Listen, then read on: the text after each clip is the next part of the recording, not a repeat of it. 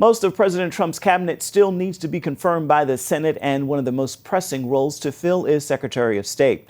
Over the weekend, Rex Tillerson picked up support from two Republican holdouts, Senator John McCain and Lindsey Graham.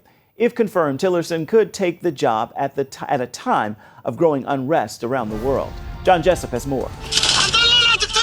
From the war on terror to refugees to nuclear saber-rattling in North Korea and Iran, a precarious international stage awaits President Donald Trump.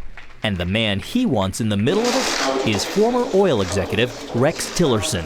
American leadership must not only be renewed, it must be asserted.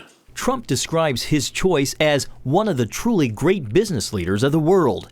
Critics quickly pounced on Tillerson's lack of diplomatic experience, while supporters point to international ties he's gained from 40 years with ExxonMobil, the world's largest publicly traded oil and gas company with business in more than 50 countries. As you know, Steve Cole wrote a book about Exxon. It was about the power of Exxon is what it was. I'm sure it'll come around. It was almost like a state into itself. I have heard others make the comment to me that there's an allusion to or a reference to ExxonMobil having its own State Department. Yes, that's right. Over the years, there have been calls to overhaul the State Department, and some say an outsider with success in business management may be just what's needed to do the job. Is Vladimir Putin a war criminal? I would not use that term. Mr. Tillerson, what do you say to criticism that you're too close to Russia? Tillerson's biggest obstacle remains his ties to Russia and President Vladimir Putin, with some lawmakers on both sides questioning if it's too cozy. He doesn't have a good relationship with Putin like they're friends, at the Rotary Club. He had a good business-like relationship because they wanted to do business in Russia.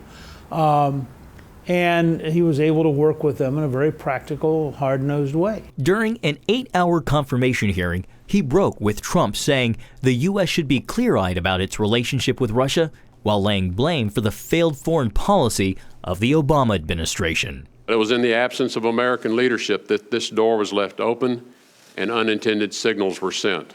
Russia must know that we will be accountable to our commitments and those of our allies, and that Russia must be held to account. Tillerson also made clear ISIS would be a top priority by using a phrase Obama and administration officials avoid to this day. In particular, we need to be honest about radical Islam.